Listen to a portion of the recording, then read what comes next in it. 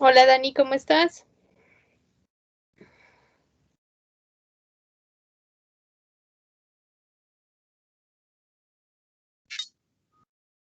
Buenas tardes. Estoy esperando que se unan tus compañeras. Eres el primero que ingresa a la clase. Esperemos unos 5 minutos. Si no ingresa nadie más, igual comenzamos rápidamente con la clase. ¿Listo?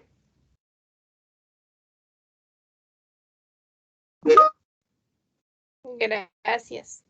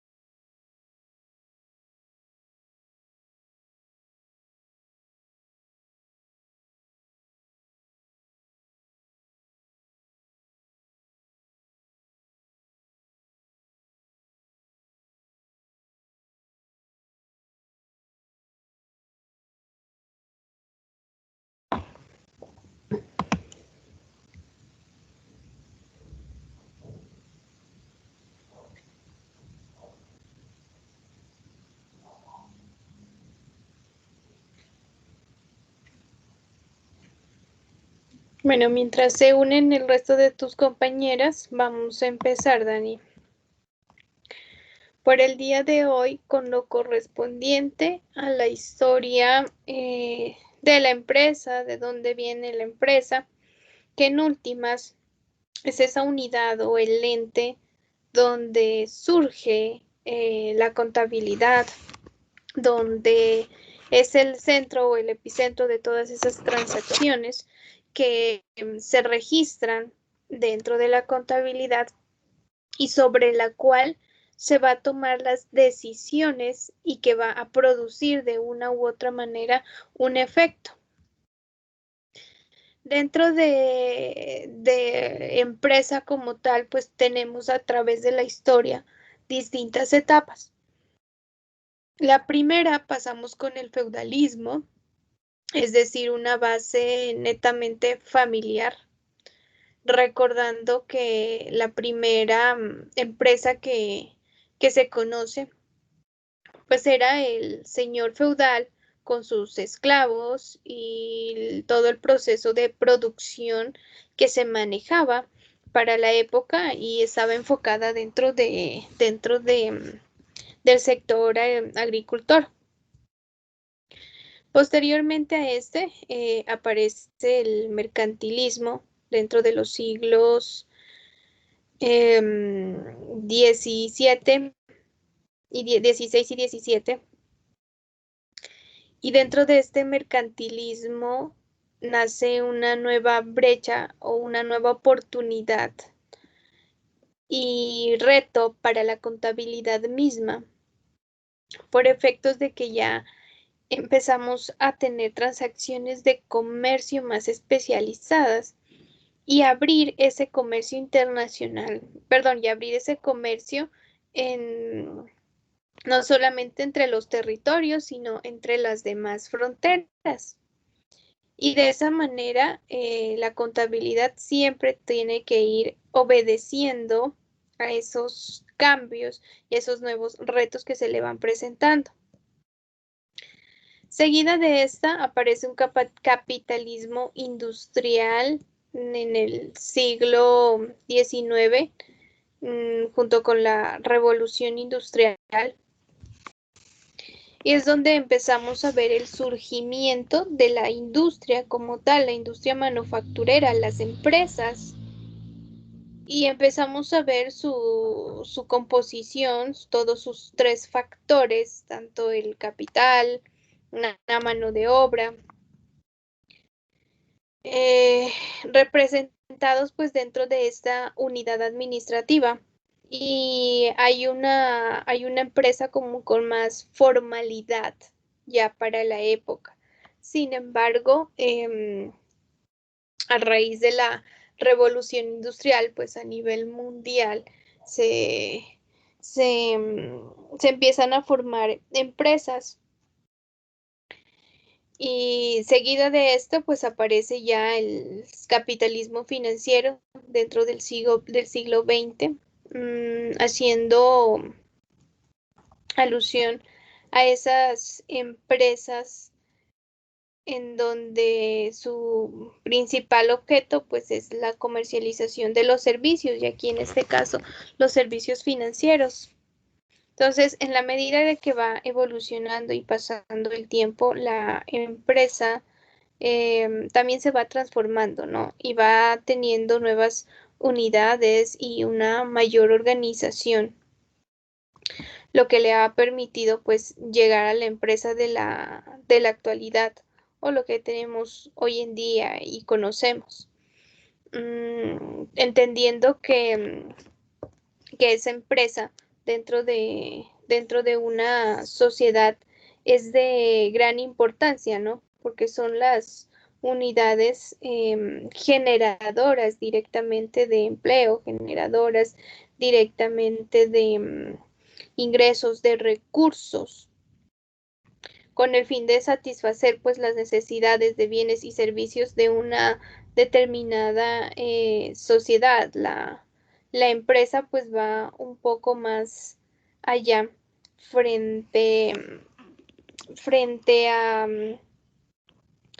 el carácter social y al efecto o el impacto que tiene dentro de las sociedades. Por eso que hoy por hoy dentro de las empresas actuales se habla mucho de lo que es la responsabilidad social o responsabilidad social empresarial, que viene a ser como la organización y la relación que tiene con el medio en el que se desenvuelve y con la sociedad en la que se hace parte, dado que se define como una contribución activa y voluntaria del mejoramiento social, económico y ambiental por parte de las empresas.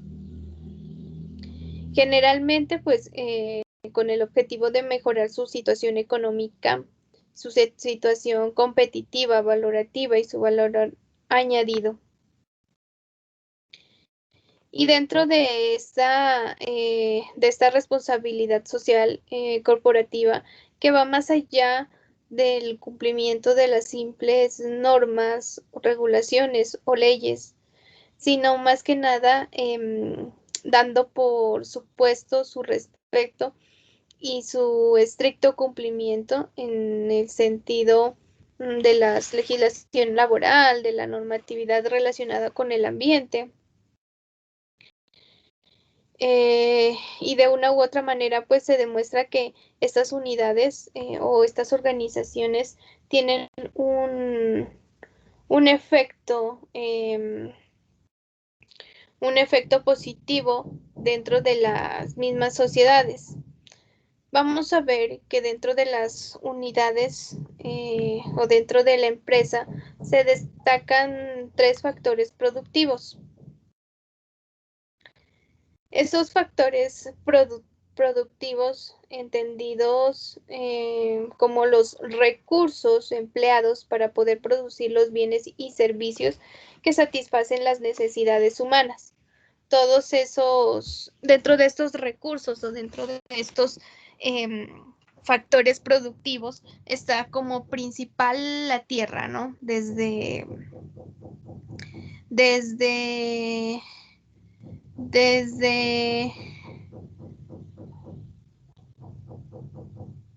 Hola, Dani. A ver, veamos. Creo que solo estoy contigo en la clase, ¿verdad? Ah, no, ya está Yolanda aquí.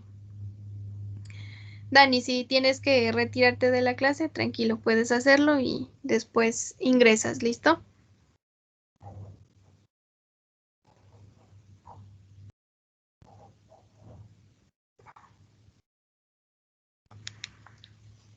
Bueno, sigo acá. Les decía que dentro de las empresas o esas unidades administrativas se destacan 3 factores productivos dentro de los que tenemos la tierra, el trabajo y el capital.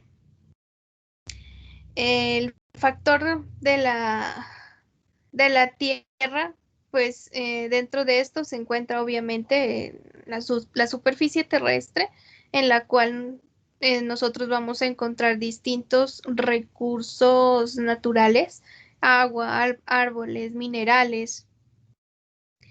Y este factor de la tierra pues agrupa todos aquellos recursos o materias primas que se extraen directamente de la naturaleza y que a través de la transformación permiten satisfacer necesidades.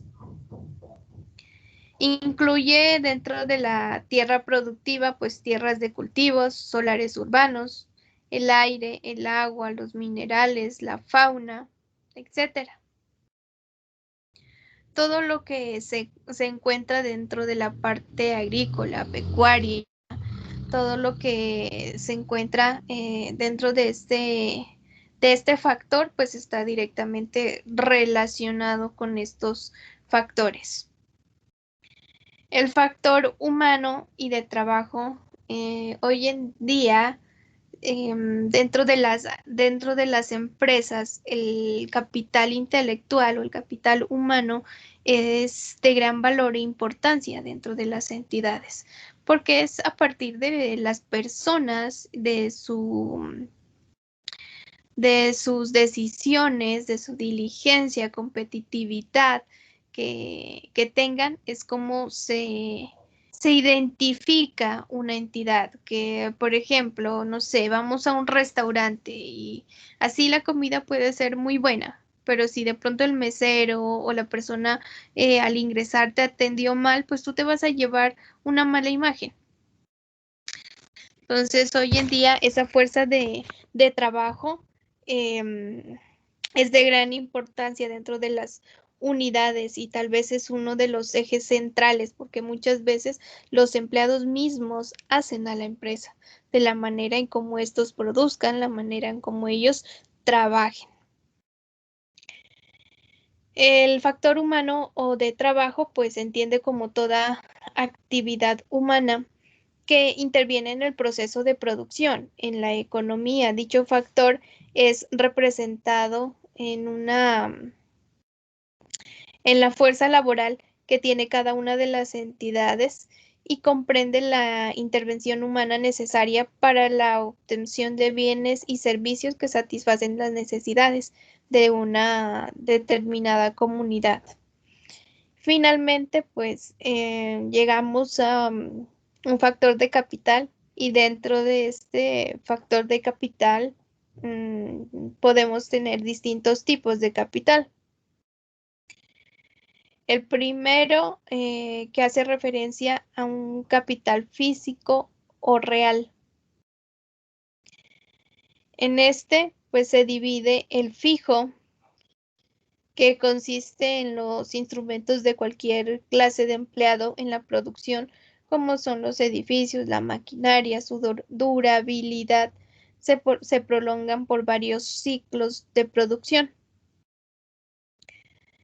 Al hablar de ese capital físico, o sea, la infraestructura, la maquinaria que tiene las empresas. Tenemos también un capital circulante. Este básicamente consiste en los bienes que están en proceso en proceso dentro de las empresas industriales o básicamente materias primas y aquellas que existen en almacén. Capital humano, pues todo lo que tiene que ver con el personal. Y finalmente, pues se habla de un capital financiero que está constituido por los fondos o los recursos con que cuenta un ente para la compra del capital físico, que puede ser propio de la empresa o de capitales de terceros. Dentro de este grupo de capital, pues también me está o cabe resaltar la fuerza laboral no como trabajo, no como el servicio, sino como ese capital humano, entendido como una medida de calidad de trabajo, que se estaría correlacionando con la formación académica y la experiencia de los trabajadores. Estos factores, de productividad, pues se reúnen muchas veces dentro de un solo ente, dentro de una sola organización, pueden estar los dos al mismo tiempo. Llegamos finalmente a una definición de lo que es empresa y tenemos aquí tres distintas definiciones, ¿no? La primera pues hace referencia a o dice que definir empresa no es fácil, ya que existen circunstancias que hacen que ofrecer una definición de lo que la realidad empresarial presenta resulta complicado. En primer lugar, la empresa moderna no tiene nada que ver con la primitiva y al final,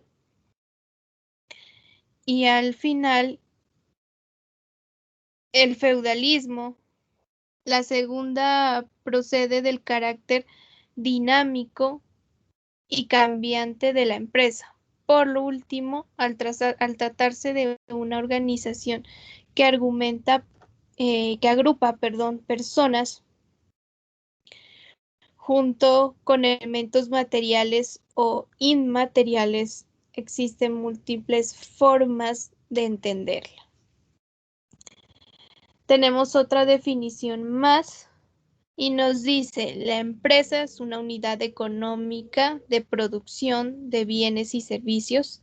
La empresa es la unidad de la economía de mercados, del mercado capitalista, en la que la mayor parte de los países desarrollados están inmersos, introducidos en el mundo social. Además, la empresa es una unidad económica que genera la riqueza, puesto que los trabajos, investigación, el desarrollo, la innovación socialmente está asumida por la sociedad. Y tenemos seguido de esto otra definición que nos dice que la empresa es una unidad económica de producción de producción de bienes y servicios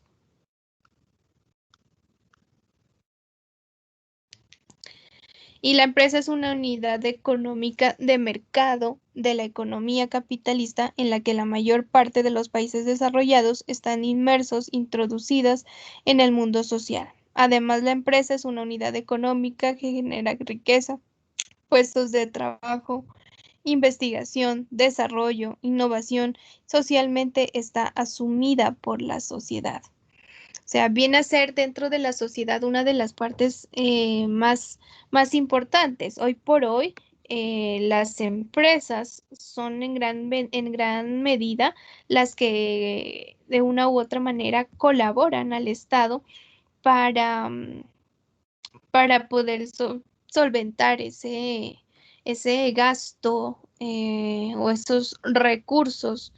em, para el cumplimiento de los objetivos del Estado. Y es como esos entes que reúnen distintas características, pero todas siempre enfocadas a esos factores, tierra, la fuerza de trabajo y el capital. Esos factores son como la base en últimas de la empresa. Y la empresa puede dividirse de distintas maneras, de acuerdo a su actividad económica. La empresa puede categorizarse en tres: primaria, secundaria y terciaria. La primaria, que hace referencia a todas aquellas empresas que están directamente relacionadas con la tierra y con la producción o con la extracción de materia prima, o sea, todo el sector agrícola y pecuario.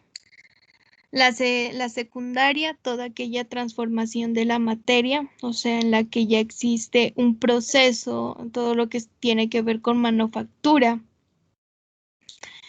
lo podemos tener dentro de esa transformación de la materia y las mismas comercialización. Y finalmente aparece el sector terciario, pues que nos habla exclusivamente de los servicios, ya sean financieros y todos los servicios que hoy en día conocemos, la misma educación, el servicio de salud, todas esas entidades que pueden encontrarse dentro de este sector. Según su tamaño, hoy en día la empresa puede dividirse, puede clasificarse en microempresa, en pequeña empresa, en mediana empresa o en gran empresa. Por eso hablamos de las MIPYMES, haciendo referencia a las micro, pequeñas y medianas empresas. Hoy en día hacer esta clasificación de empresas pues determina muchas de las obligaciones que las mismas empresas tienen. Las empresas más grandes pues tienen más obligaciones que de pronto una micro, una pequeña o una mediana. Por lo general, esta clasificación se la hace por el número de trabajadores con la cual cuente la entidad. Y también por el valor de sus activos y adicional a por los ingresos. Sin embargo, pues el primer característica, digamos, para poder medir y para poder clasificar a esas empresas es de acuerdo al tamaño. Según la propiedad del capital, las empresas pueden ser privadas, públicas o mixtas. Privado hace referencia a que el capital con el cual se constituyó esa sociedad es de personas independientes, o sea, que ese dinero con el cual se está constituyendo esa empresa no pertenece o no tiene absolutamente ningún ingreso de dineros públicos. El público, pues netamente estamos hablando de entidades del Estado. Y el mixto son esas famosas entidades de economía mixta o las entidades comerciales, industriales del Estado.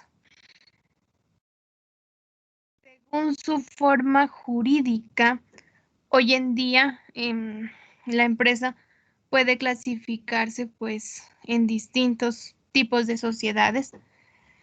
Con ustedes creo que ya hemos visto parte de estas sociedades y ya saben que tenemos empresas unipersonales, sociedades colectivas, sociedades anónimas, de responsabilidad, comanditarias, y recuerdan que se hacía una clasificación en unos tipos de sociedades a los cuales llamábamos sociedades de capital, y dentro de esas sociedades de capital tenemos todas aquellas que su capital está dividido en acciones, como la sociedad anónima, SA,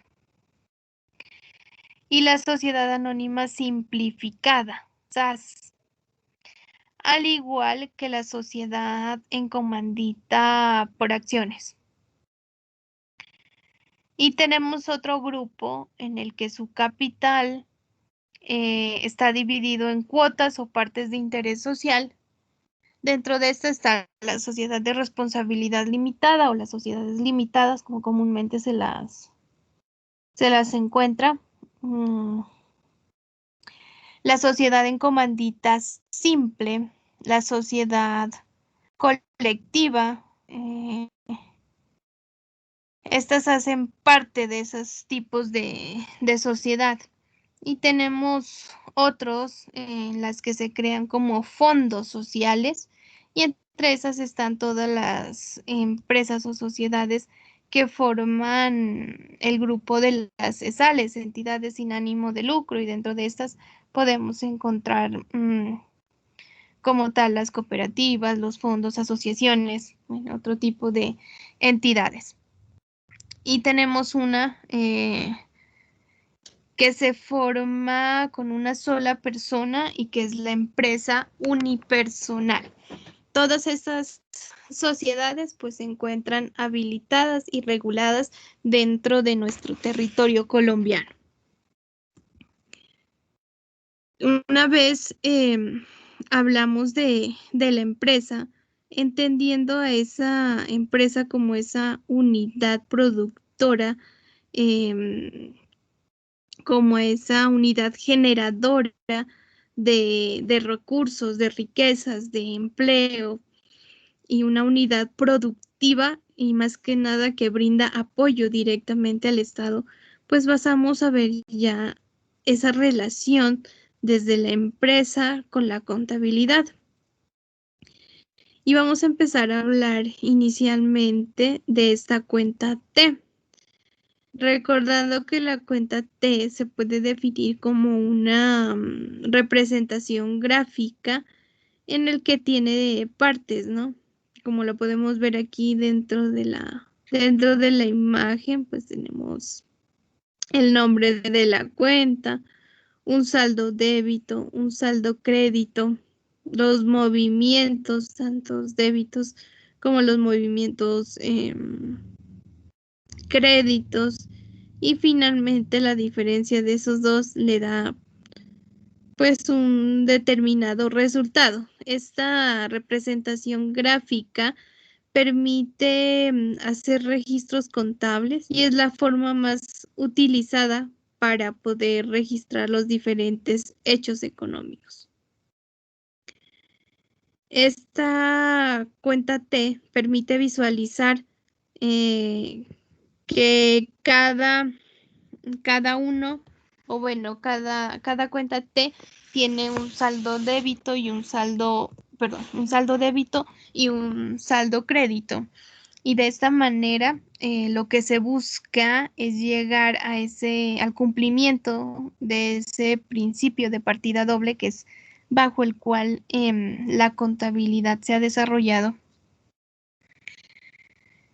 Y siempre hay, pues, como mínimo una cuenta que hay entrada y otra cuenta que recibe.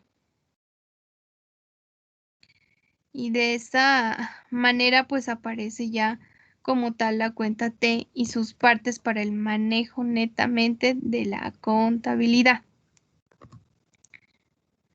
El nombre de la cuenta pues identifica, ¿no?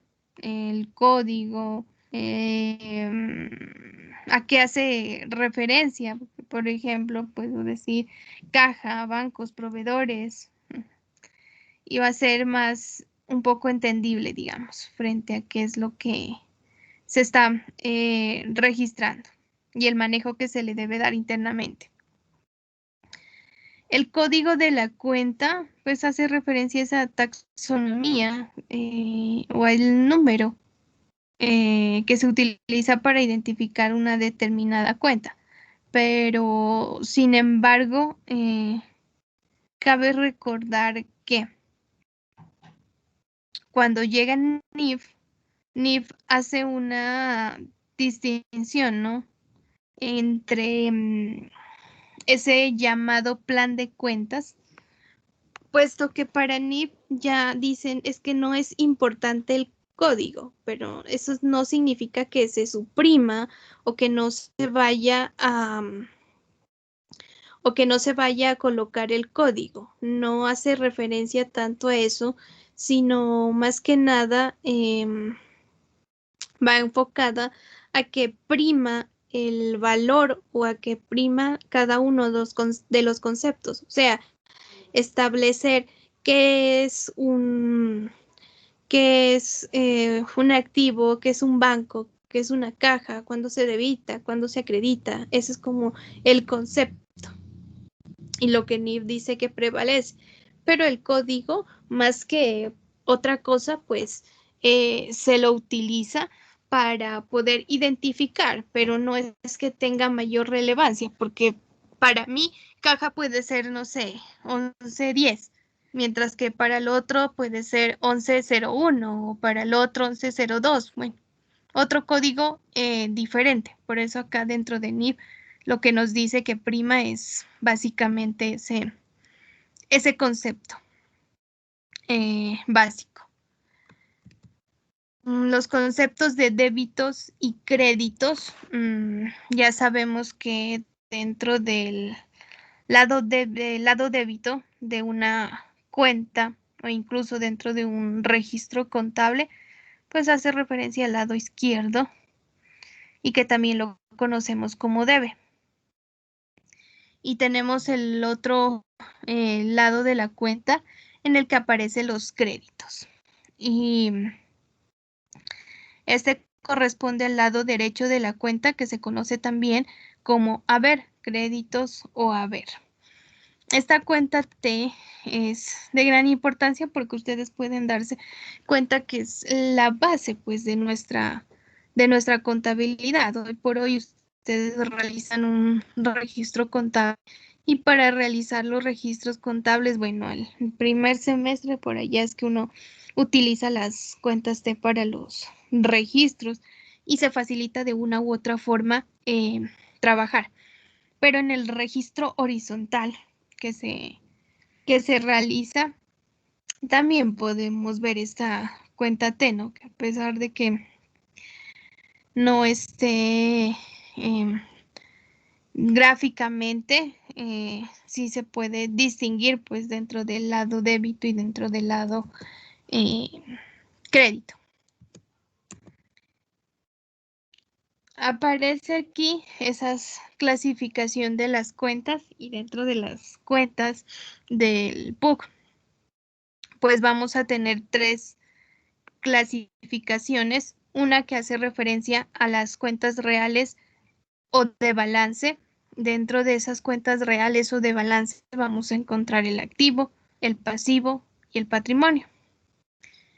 Y vamos a encontrar también otras cuentas a las que se le recibe el nombre de nominales o cuentas de resultado.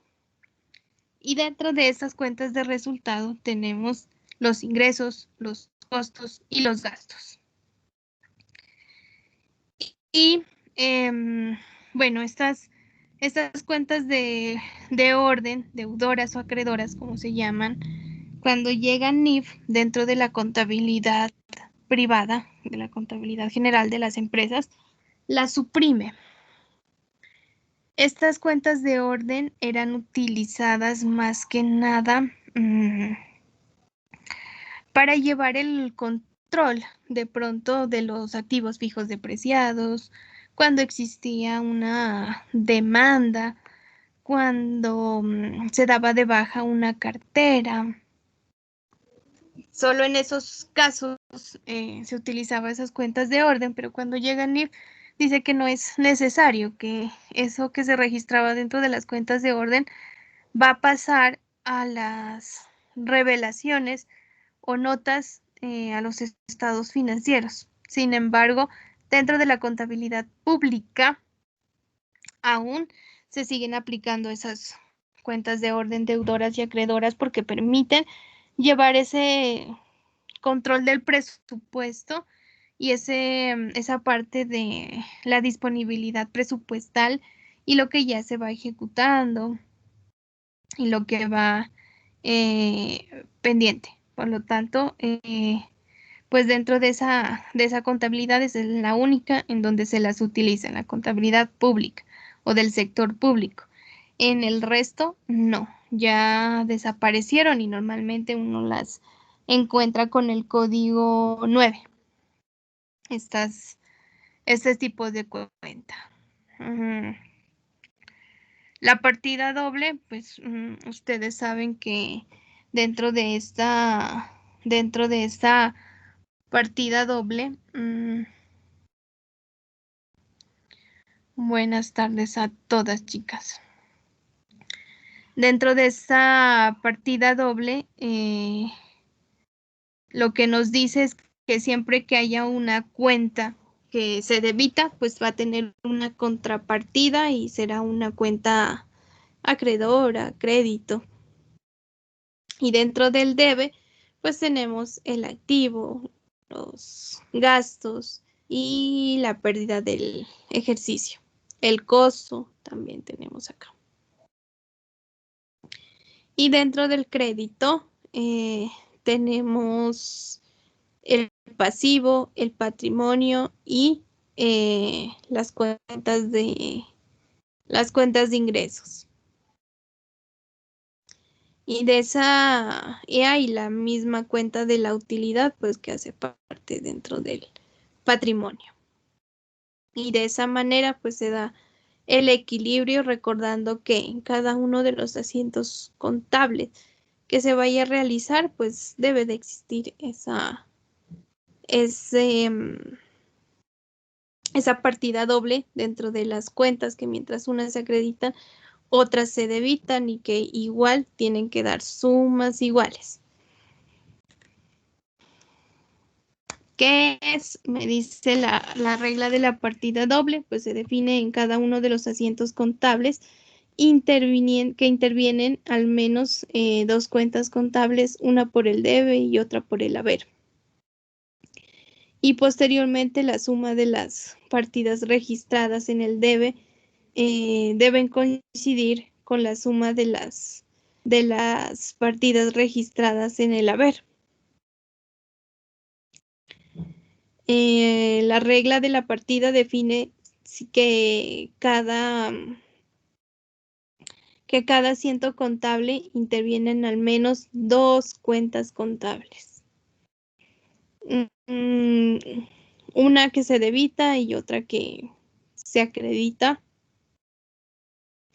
Y finalmente la suma de las cuentas que se debitan y la suma de las cuentas que se acreditan, pues deben estar o coincidir o ser iguales. ¿Por qué es importante esa regla de la partida doble? ¿Por qué creen que es importante la teoría y que hoy manejamos aún y conocemos como partida doble?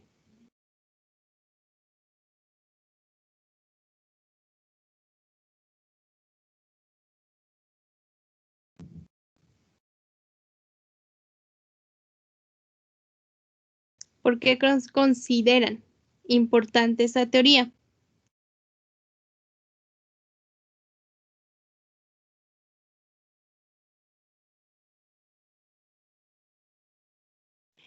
Bueno, dentro de la importancia o lo que podríamos decir de la partida doble, pues es más que nada que nos permite reconocer cada una de las transacciones que una empresa, que una persona, una entidad pueda tener, pueda realizar. Y de esta manera siempre se debe de tener en cuenta que en el debe se van a registrar, por ejemplo, los aumentos del activo, las disminuciones del patrimonio, las disminuciones del pasivo. Y en el haber viene a ser la disminución del activo, aumento del pasivo y aumento del patrimonio.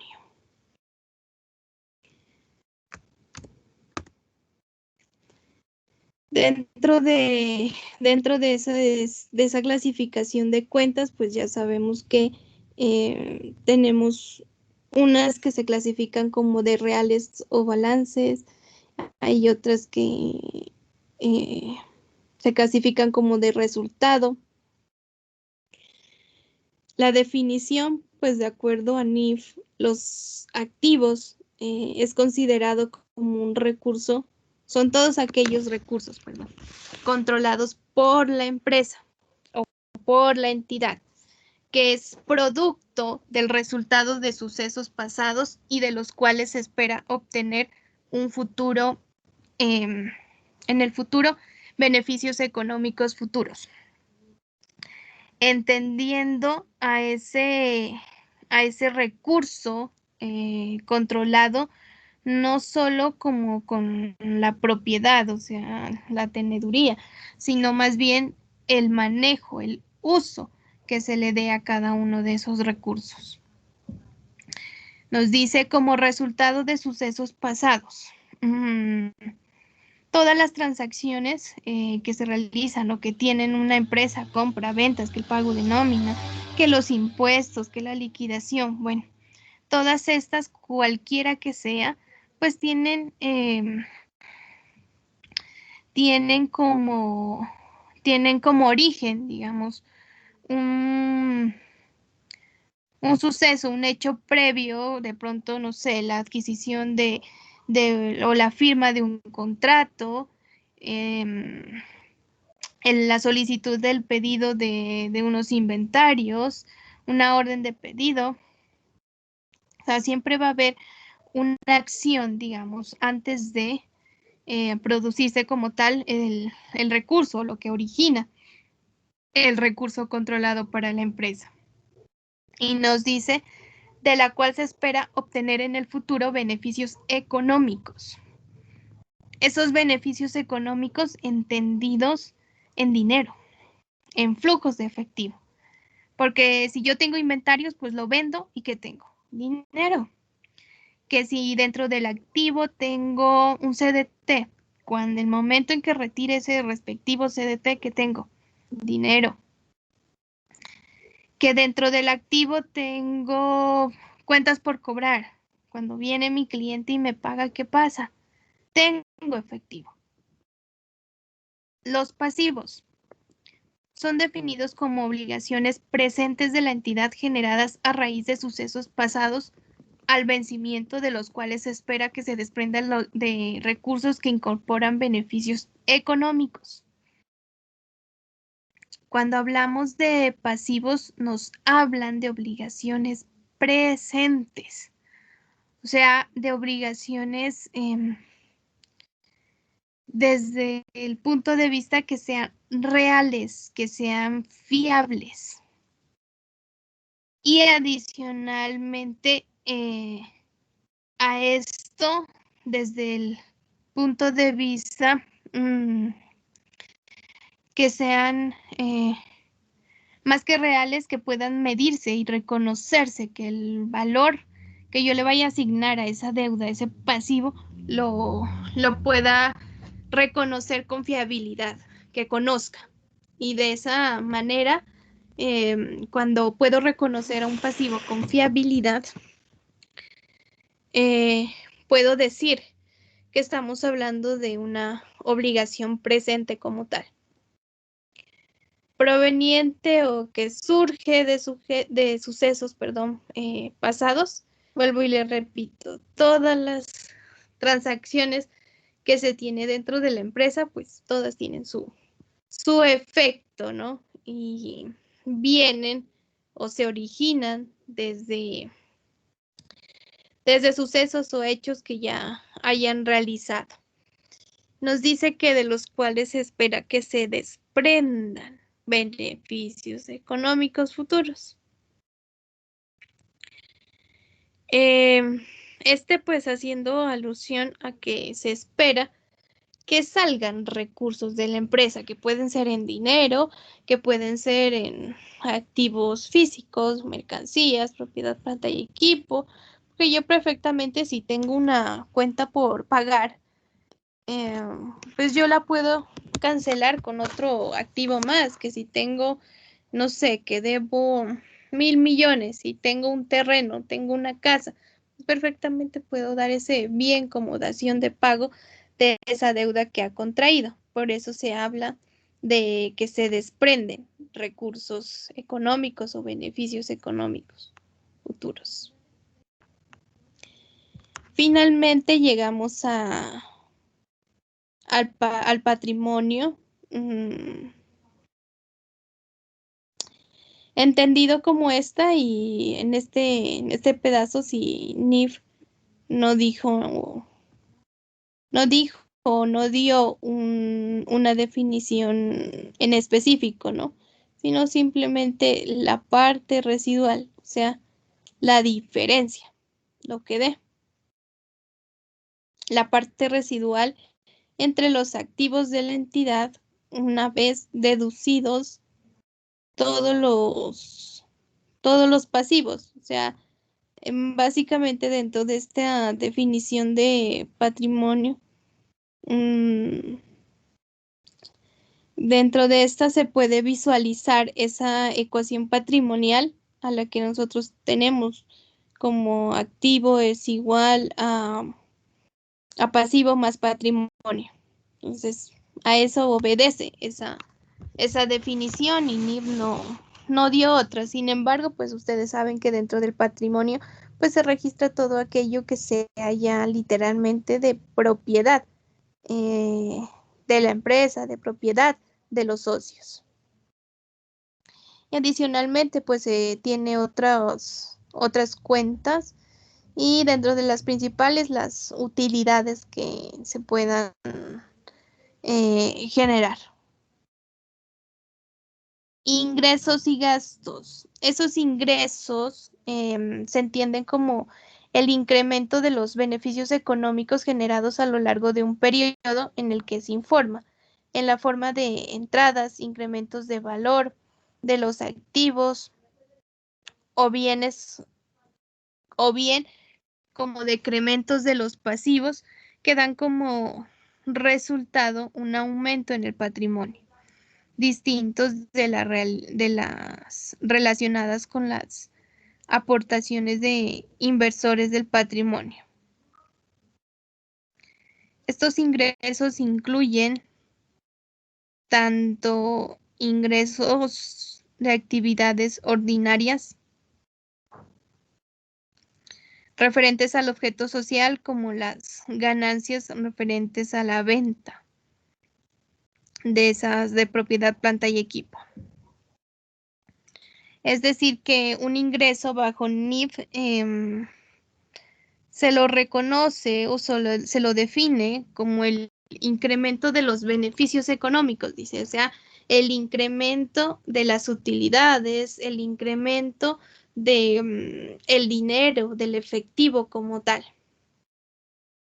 que se genera a lo largo de un periodo y de tal forma pues que ese ingreso me va a representar o un incremento del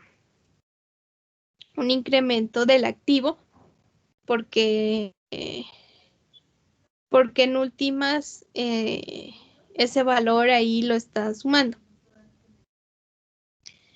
O lo contrario, nos dice que significa un decremento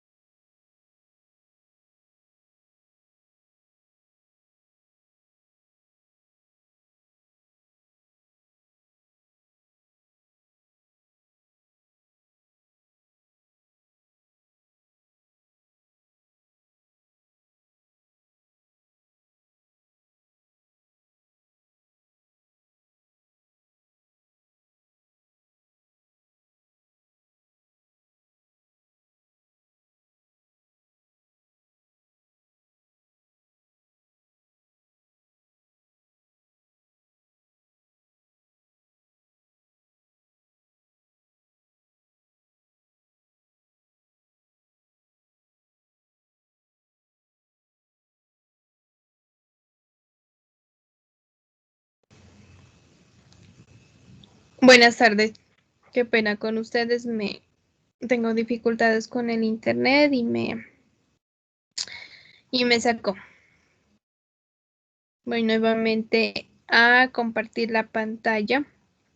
¿Me confirman si están visualizando, por favor?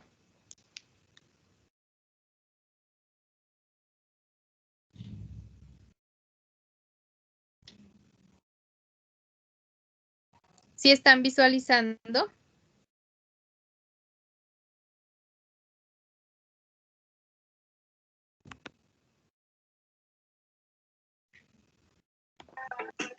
Sí, profe.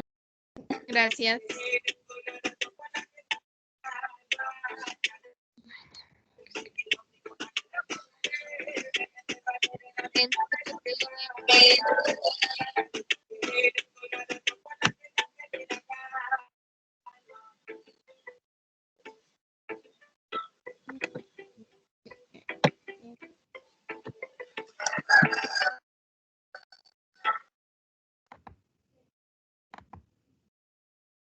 Ok. Decía que dentro de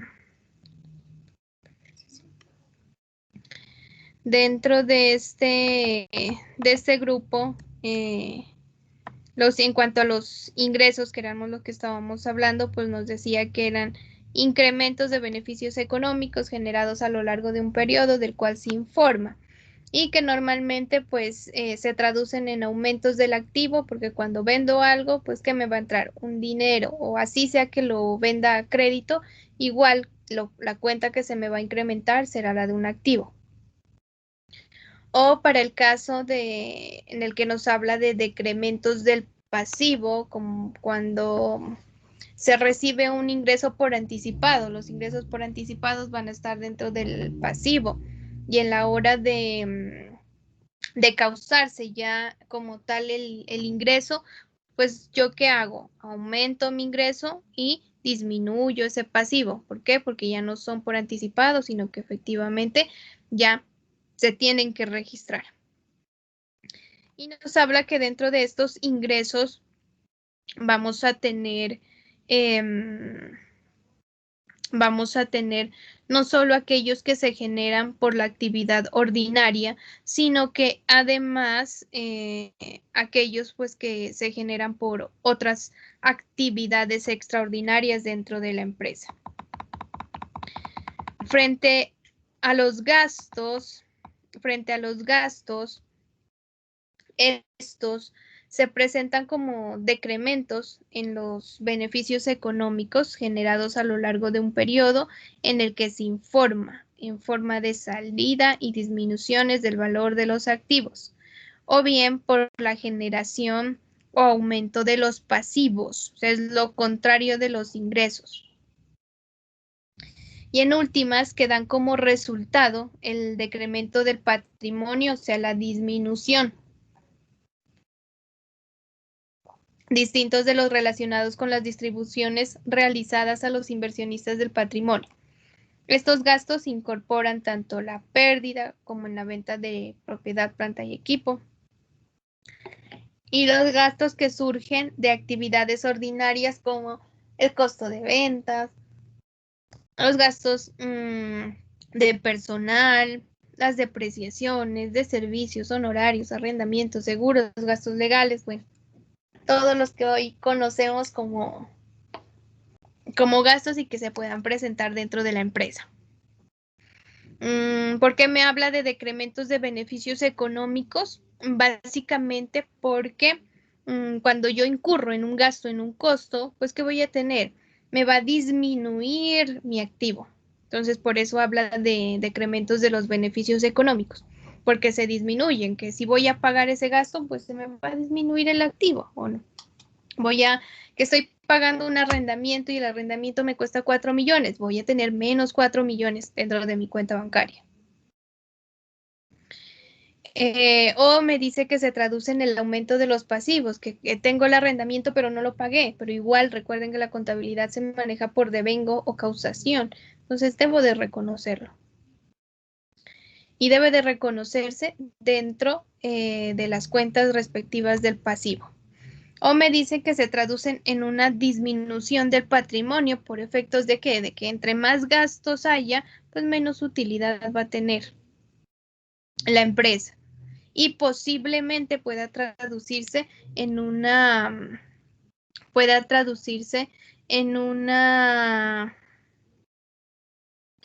en una pérdida que va a terminar afectando pues aún más o mayormente a todo a la empresa como tal, y el patrimonio se va a mirar afectado y va a notarse pues esa disminución. Estos hacen referencia a las cuentas o a los elementos de los estados financieros. NIF no trajo una definición consigo de costos. No existe dentro de su estructura, dentro de sus definiciones, la de costos por efectos de que al costo se le debe de dar el mismo tratamiento que se le da al gasto, o se sobreentiende que dentro de los gastos se habla de egresos. Y cuando hablamos de egresos, nos referimos a los dos, ya sea gastos o sea costos, pero no da una definición en particular, digamos, para lo correspondiente a costos.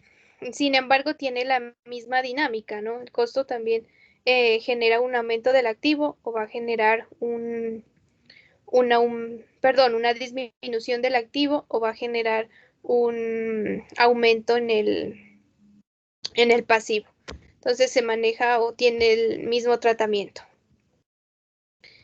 Esto pues era lo referente a el concepto de la empresa y el concepto de partida doble, que era lo que nos hacía falta ver dentro de lo que hablamos como contabilidad como tal. Recuerden que hemos pasado por la historia, por esas evolución, por la definición de contabilidad, las distintas teorías que se tiene sobre contabilidad, dentro de sus diversos aspectos, ya sea como ciencia, como arte, como sistema de información. Y finalmente, pues nos hacía falta hablar de la empresa como la unidad directamente en donde se concentra la contabilidad y a la cual ayuda la contabilidad, que es la empresa. Y dentro de esta, pues hablar de nuestra teoría, que hasta hoy en día sigue siendo utilizada y que es la partida doble de las cuentas deudoras y acreedoras, llamémoslo así. Entendiendo que siempre hay una cuenta que se debita y siempre hay una cuenta que se acredita. Y dentro de esta, pues ya se miraron que tenemos distintos elementos dentro de las cuentas que se explicó, pues van directamente enfocadas hacia el tratamiento contable que se les debe de dar. Y pasamos así ya a otro tema referente ya a la profesión contable, o sea, hablar directamente del contador. ¿Qué es el contador? El contador como profesional contable también ha tenido una evolución en el tiempo.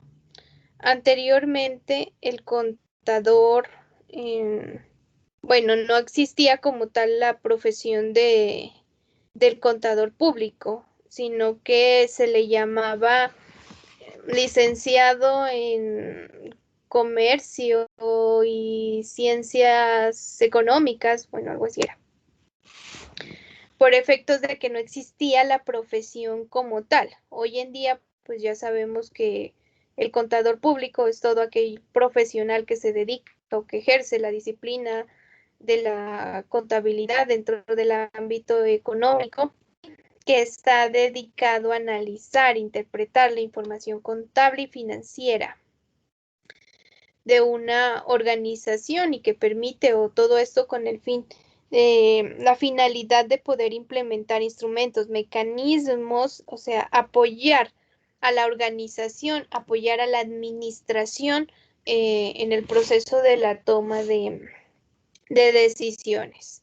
El contador público pues se desenvuelve en distintas áreas: contabilidad, derecho, estadísticas, finanzas, auditoría. Nos formamos de distintas disciplinas para poder ejercer nuestra labor, nuestro trabajo como tal.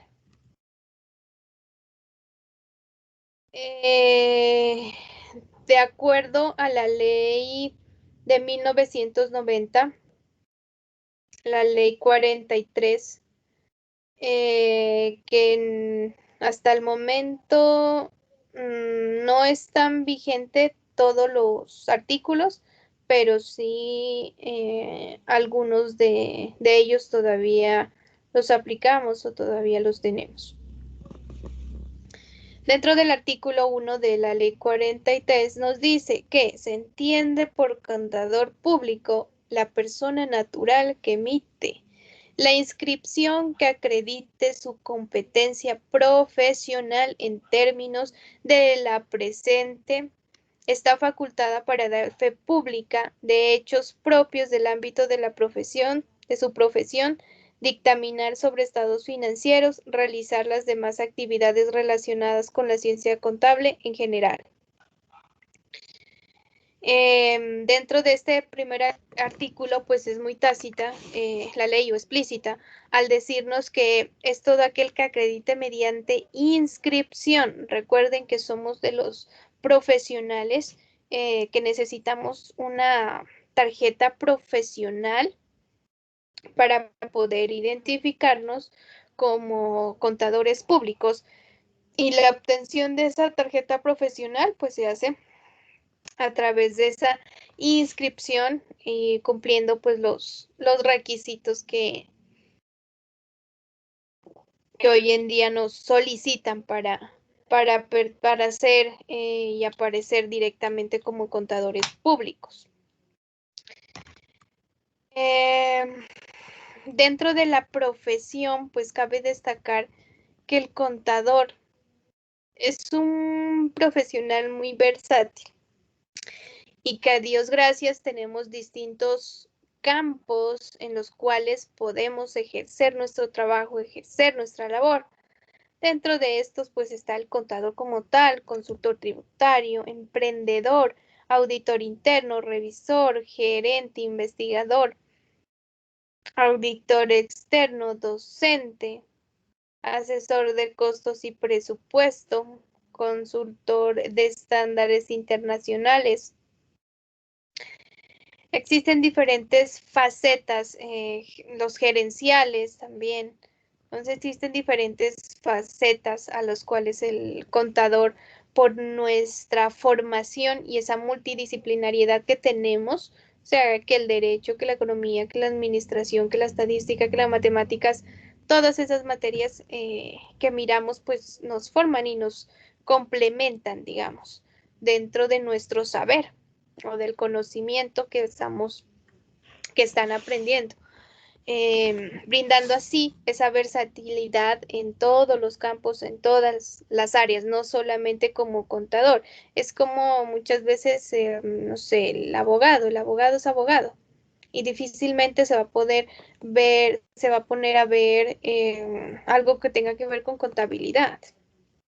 Pero nosotros como contadores públicos tenemos que ver con normas, tenemos que saber interpretarlas, e incluso cuando tú vas a pelear, no sé, que la DIAN te dijo que hiciste mala declaración, pero tú sabes que estás bien.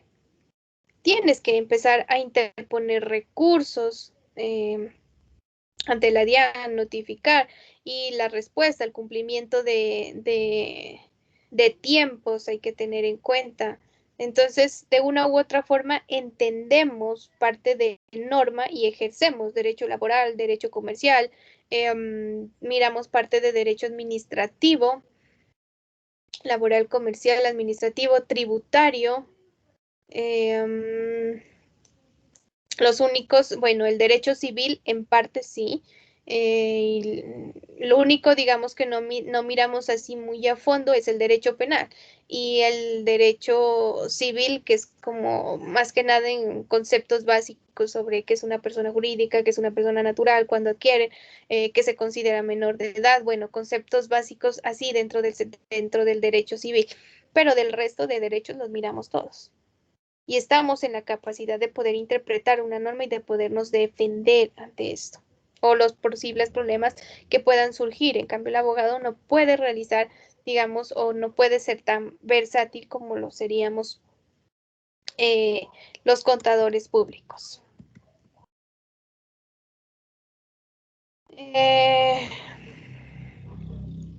Cabe resaltar que esa ley 43 de 1990 hasta el año más o menos 2017, 18, 17, estaba en vigencia en su totalidad y contenía los principios del contador, las normas del contador, cómo inscribirse, dónde inscribirse, eso se encontraba allá.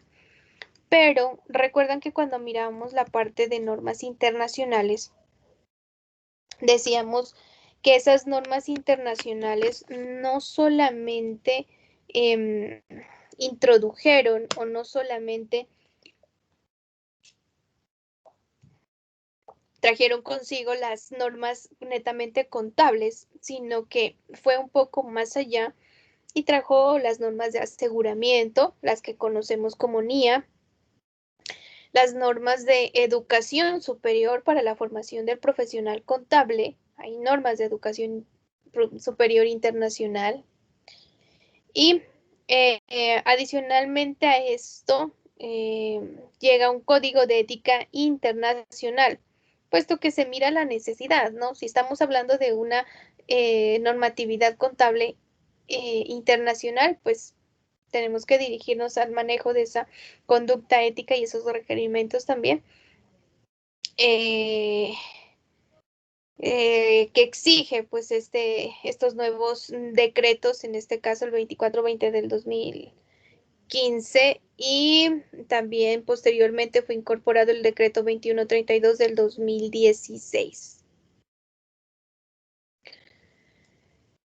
Y dentro de este código de ética, pues lo que viene son los principios, las conductas, cómo se debe de comportar, cuáles son esas faltas graves, faltas leves.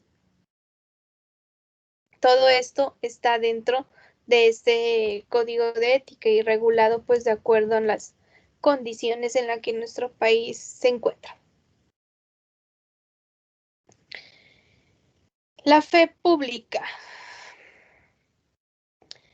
La fe pública, no sé si ustedes ya han escuchado el término, pero más que nada hace referencia a una afirmación, a una atestación de que algo que está por escrito, de que algo que estoy mirando, de que alguna información que estoy dando sea verídica, sea clara, sea comprobable, sea real, que esté libre de sesgo, oportuna,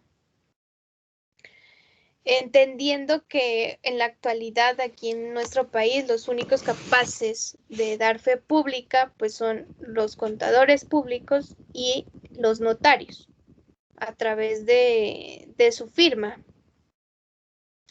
Es por eso que normalmente a veces cuando uno ya es contador, las personas dicen, bueno, ¿y cuánto me cobra por firmar? Solo por firmar, y no es que uno esté cobrando por firmar, sino por lo que sabe y por lo que está asegurando y por lo que está atestando, porque en últimas esa fe pública que se da o ese hecho de atestar sobre que algo es real, pues nos da una responsabilidad social frente a que seamos conscientes de lo que estamos afirmando, de lo que estamos atestando, pues efectivamente así está pasando, o que si yo dije que X o Y persona que tenía una casa, que tenía tanto de ingresos, pues que sean los ingresos reales.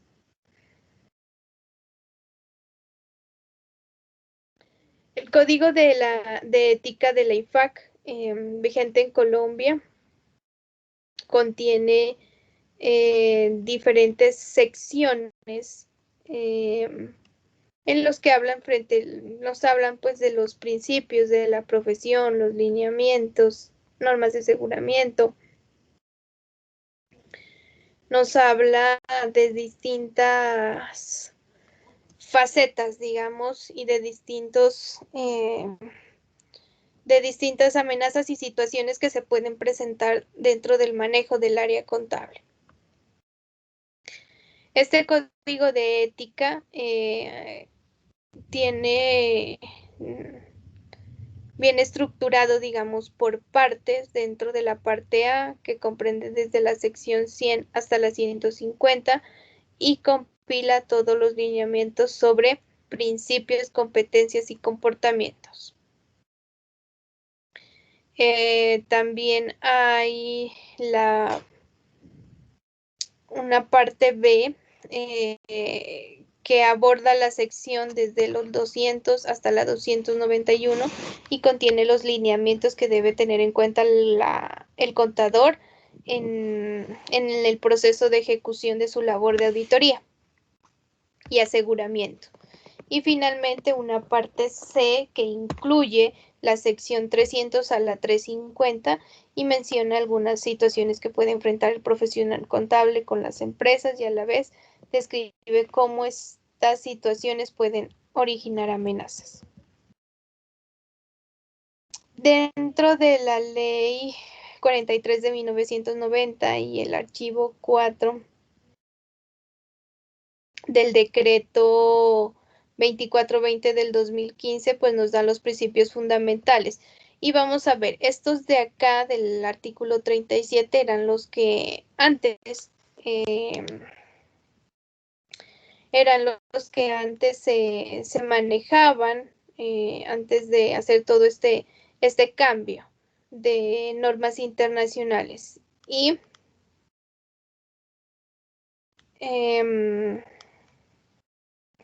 estos de acá pues son los que ya de acuerdo a la normatividad vigente se nos han reducido o han dejado como principios fundamentales del ejercicio de la profesión del contador público. Se tiene como primer principio integridad. Esa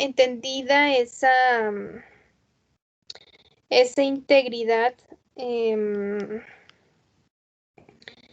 entendida como actuar con honestidad, con serenidad en todas las relaciones, profesionales y empresariales.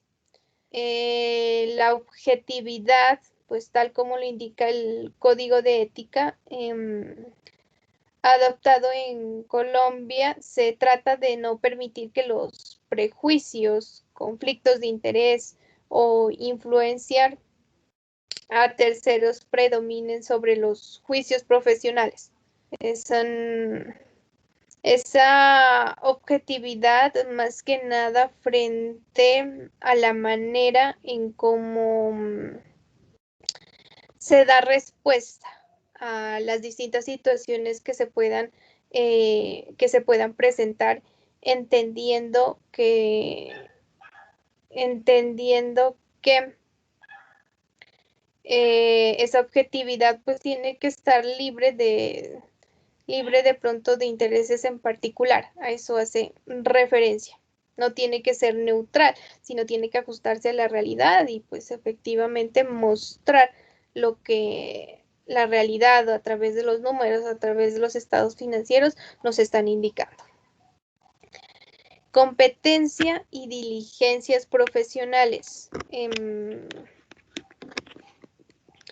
Dentro de esta competencia y diligencias profesionales, haciendo referencia a que el contador público tiene que estar en constante actualización de sus conocimientos.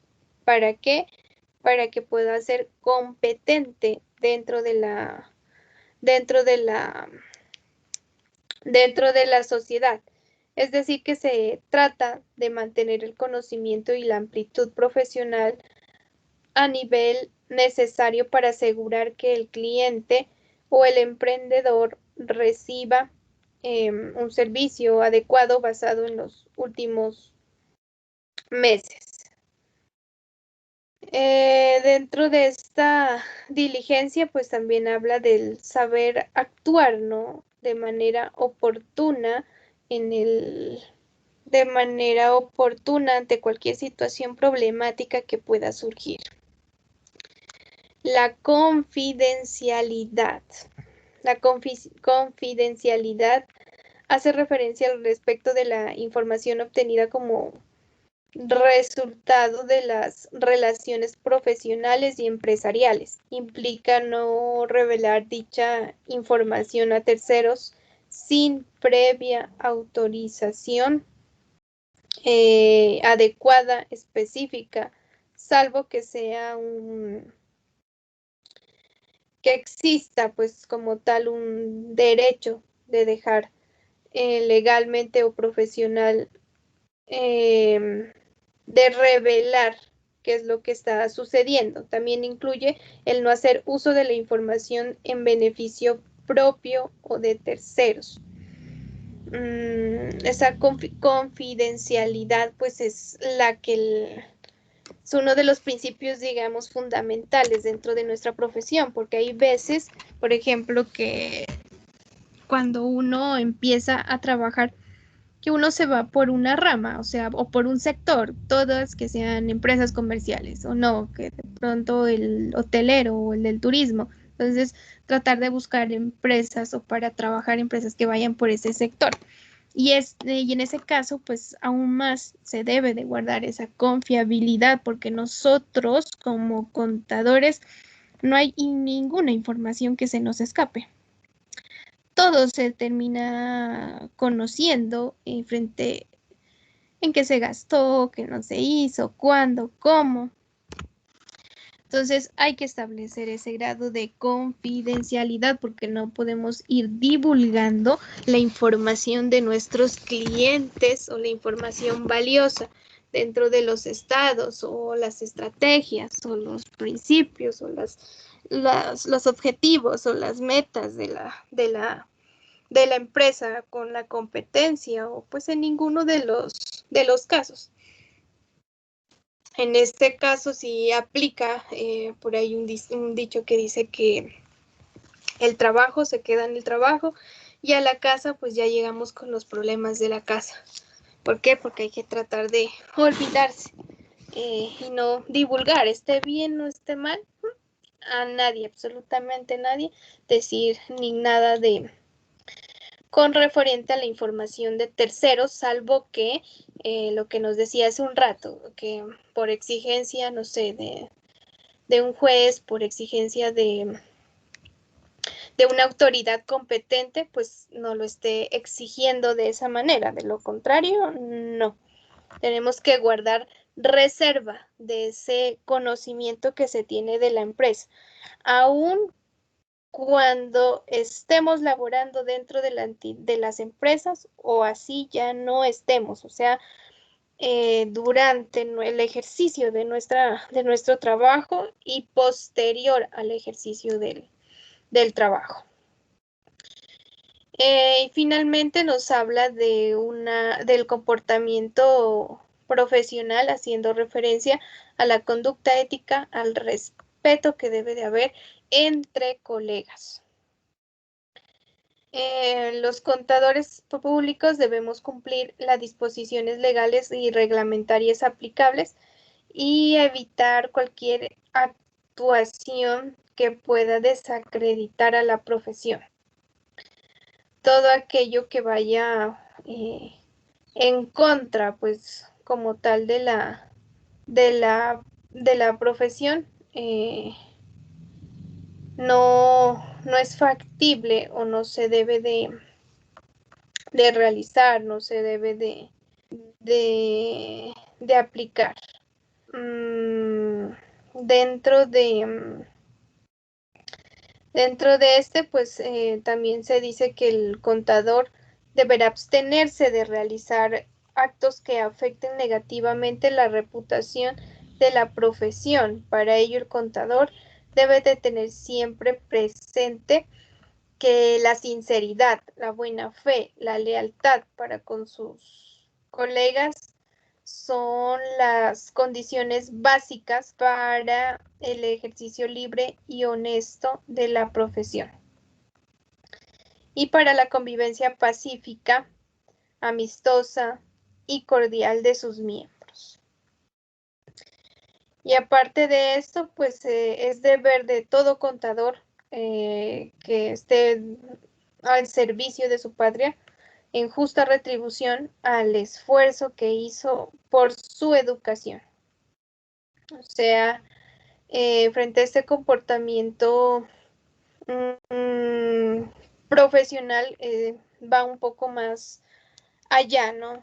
Frente al hecho de guardar nuestros valores, de actuar con respeto entre colegas. En ninguno de los casos un contador tiene que estar hablando de otro contador. O sea, si uno encuentre que, no sé, que recibiste una contabilidad y la encontraste desorganizada, que encontraste que hicieron mal, independientemente de lo que sea, como hayas encontrado, de lo que haya pasado, pues tú no puedes estar hablando mal de otro contador. Y recuerden que este decreto es una norma, ¿no? Y que estar violentando, pues una de estas normas ya hace parte de una falta grave o de una falta que nos puede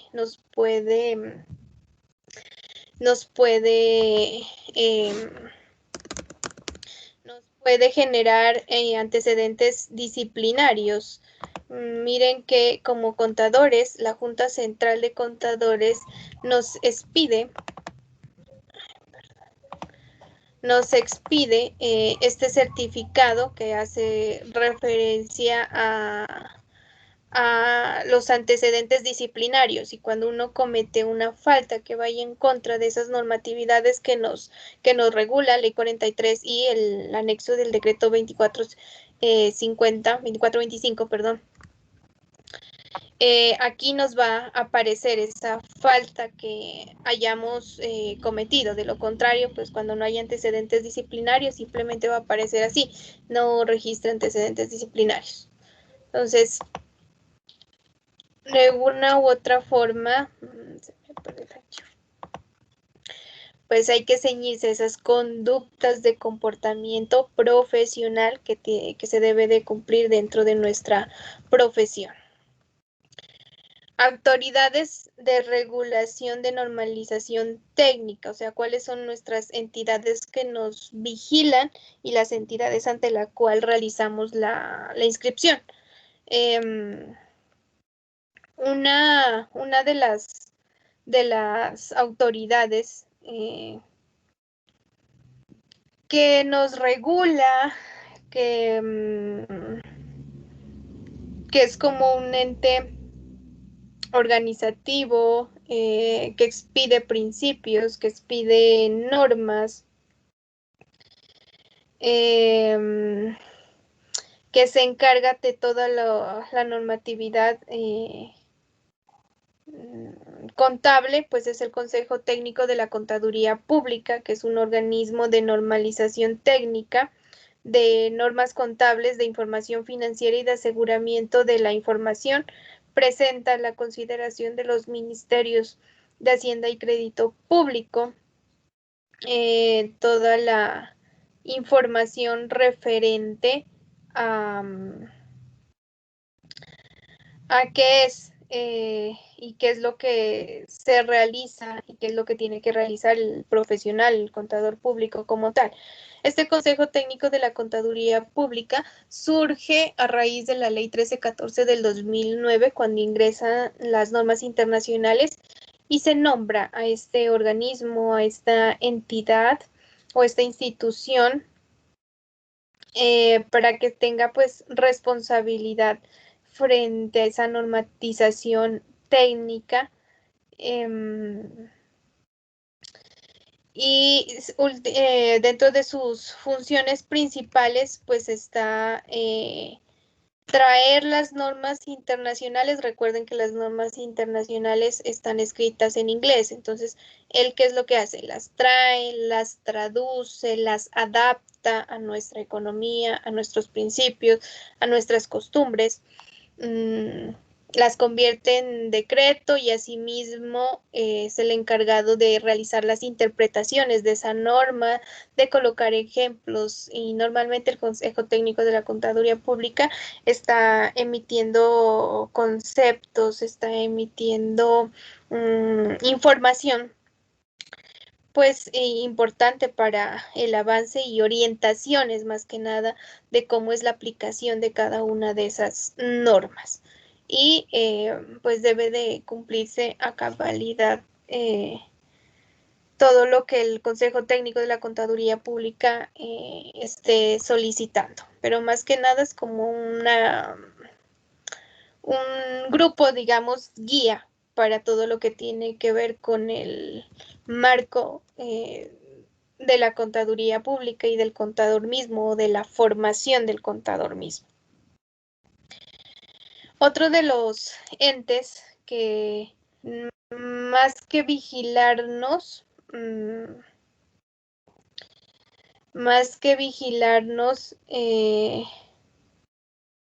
lo que realiza es en la actualidad pues como función principal acreditar a los contadores públicos, recordando que primero que todo la Junta Central de Contadores hace referencia a una unidad administrativa especial dentro de nuestro país y es un organismo rector de la profesión de contaduría pública, responsable del registro, de la inspección y de la vigilancia de los contadores públicos. Cuando vamos en contra de una norma, cuando tenemos una falta leve, una falta grave, una falta gravísima, pues quien nos va a sancionar, quien posiblemente tiene la potestad de quitarnos la tarjeta, es la Junta Central de Contadores.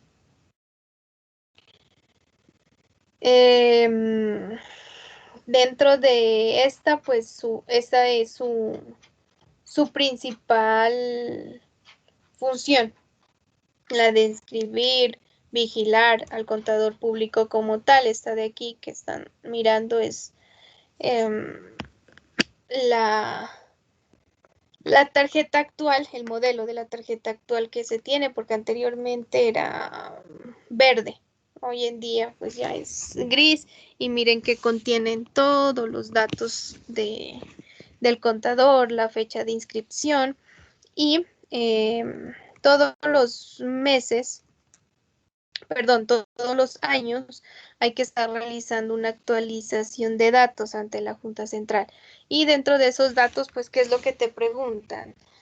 ¿Dónde trabajas? ¿Qué tipo de cargo tienes? Si ejerces, no ejerces. ¿Con el fin de qué? De que estos puedan mantener ese seguimiento, que si por allá la DIAN dijo que, no sé, que una declaración estaba mal, y dentro de nuestros principios, pues realizar o no atenerse a las disposiciones legales también se da para falta. Entonces, en ese caso, pues la DIAN le informa a la Junta Central de Contadores y la Junta Central de Contadores pues ya toma las medidas respectivas. Esta Junta Central de Contadores fue creada a través del decreto 2373 de 1956 con carácter de entidad disciplinario. Actúa como agente de gobierno siendo actualmente una unidad administrativa especial de dependientes del Ministro de Educación Nacional. Conductas por las cuales sanciona la Junta Central de Contadores: amonestación, multas por fallas, suspensión de la inscripción de contador público, y la máxima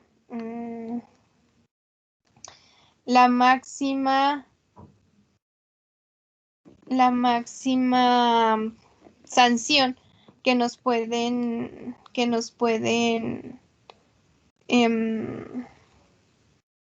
imponer ya es directamente la cancelación de la inscripción de la tarjeta profesional, o sea, la quitan, pero eso ya es cuando esa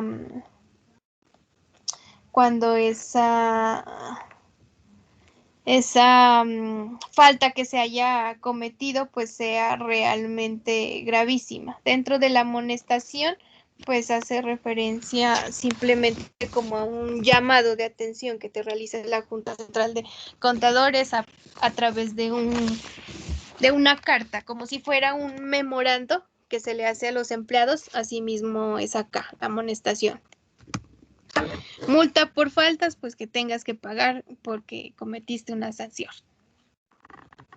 Suspensión de la inscripción del contador público: puede darse que se suspenda temporalmente la inscripción o la tarjeta de contador público de una persona.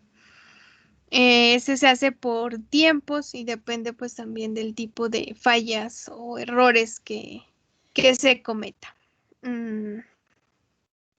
Y finalmente pues la cancelación, a donde no se quiere llegar en cuanto a todo esto de las conductas del contador público como tal.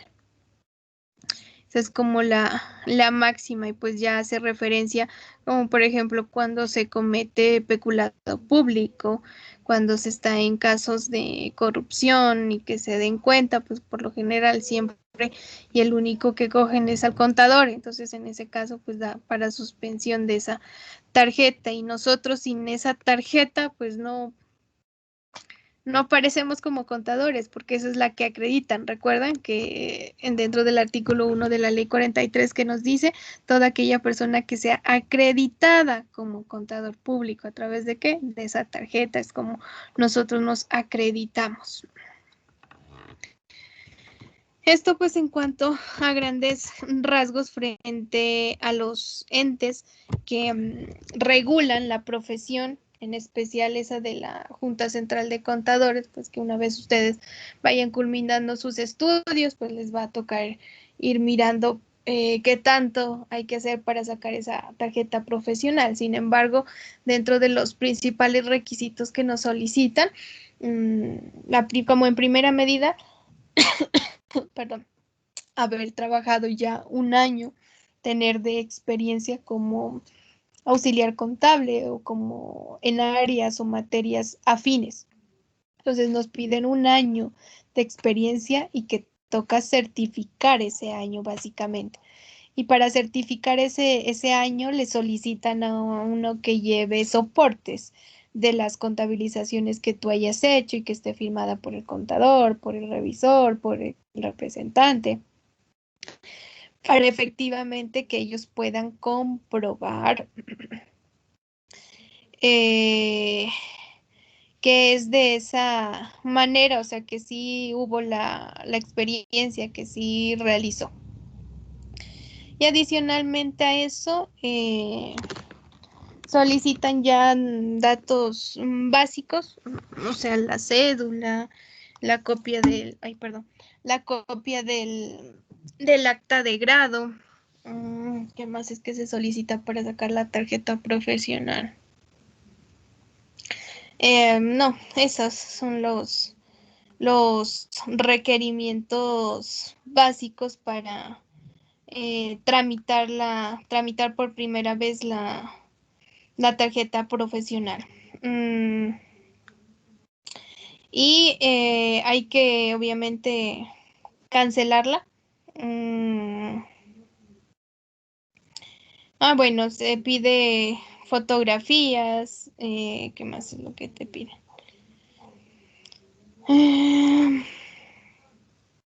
No, yo creo que eso. Y obviamente hay que pagarla actualmente o todos los años ese valor, tanto por ese certificado disciplinario que hace un momento les indiqué, como la tarjeta, pues sube el valor y tiene diferentes valores. Yo creo que para este año, si no está mal, está como en 305,000, 310,000 pesos, algo por ahí más o menos. Y se debe de cancelar y posteriormente pues llenar una serie de formularios. Hay que llevar también copia del contrato en el que se adquirió esa experiencia contable. Hubo un tiempo en el que pedían que esa experiencia contable sea a través de un contrato laboral, pero por efectos de cómo se da el tratamiento y cómo es nuestra profesión, quitaron y ahora puede ser o a través de un contrato laboral o a través de un contrato por OPS. Y desde que se certifique que efectivamente está desarrollando, está dentro del área contable, pues ya más o menos creo que se demora como un mes, porque no tenemos sede aquí en Pasto, no tenemos sede de la Junta Central de Contadores. Anteriormente había una oficina que quedaba dentro de la Universidad Mariana. Sin embargo, no sé qué fue lo que sucedió y la quitaron. Hoy en día aquí en Nariño no hay sede. O sea, hay una persona, sí, que capacita, que colabora frente a cómo diligenciar los formularios, la información, cómo presentarla, y que está aquí en la Secretaría de Hacienda. No, en la Secretaría de Comercio, Industria y Turismo. Ahí está una persona, pero no hay como tal sede. Anteriormente sí teníamos sede como tal de, de la Junta Central, y aquí mismo, o sea, era un poco más rápido y ágil esa acreditación, porque aquí mismo se hacían las tarjetas, pero posteriormente ya hace, yo creo que más de 7 años, 6 años que ya no están dentro de nuestra ciudad, la Junta Central de Contadores. Por lo tanto hay que solicitarla directamente a Bogotá. Entonces eso es lo que hace que se demore un poco. De lo contrario, no es tan dispendioso o demorado. Lo que se interesa es que tengan ese año y que se certifique ese año de experiencia dentro de todas las áreas contables para poderse acreditar directamente como contador público. Del resto, pues ya saben que como profesionales y como contadores públicos, pues siempre nos enfrentamos a distintos retos dentro de la economía, porque todas las empresas, toda la economía siempre va evolucionando o siempre va cambiando. Y en esa medida, pues el contador público como profesional y en todas sus facetas que tiene, entra como aquel profesional encargado pues de brindar el apoyo, la competitividad dentro de las entidades, y está obligado a irse adaptando e irse actualizando, y pues lo que se pide es que sea un profesional íntegro, ¿no? Íntegro y objetivo frente a la toma de sus decisiones, y pues que con base a ese código de ética, pues se pueda relacionar y se pueda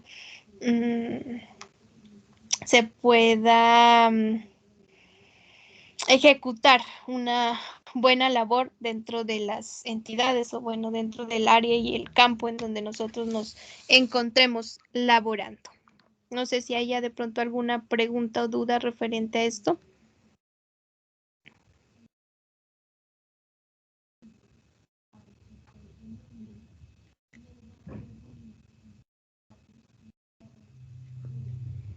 ¿Preguntas o dudas, chicos?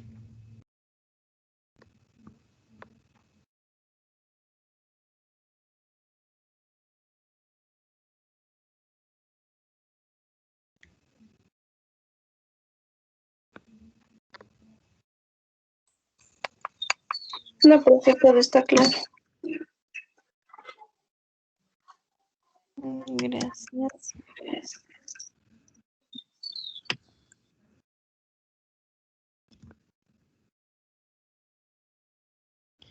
Dani. Sí está. Maribel.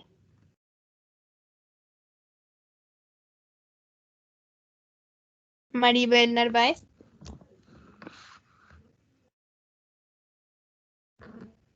Mario Andrés. Yolanda. Presente. Ana.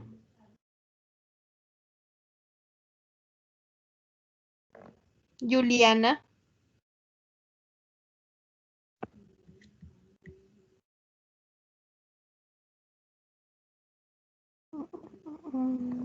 Juliana sí aparece aquí.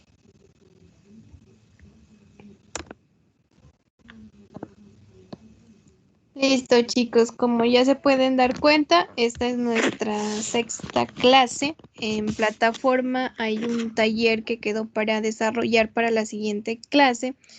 Las personas que me estén debiendo actividades o talleres, les solicito por favor colocarse el día a más tardar hasta la siguiente clase porque ya estamos culminando. La próxima clase es la última y en el siguiente sábado después de esa clase ya es el examen final. Entonces, como ya estamos culminando, pues es mejor que se vayan colocando el día, tanto para ustedes ahorita que tienen tiempo y no que nos cojan la última semana porque ya talleres atrasados ya no les recibiría, sino los últimos nada más. Entonces, si me deben algo, por favor, irse colocando el día. ¿Listo, chicos? Recuerden revisar ahí en plataforma. Están, creo que me hacen falta las notas de las exposiciones, que ahorita en un ratito las subo. Pero el resto de notas creo que sí ya están ahí en la plataforma para que las revisen.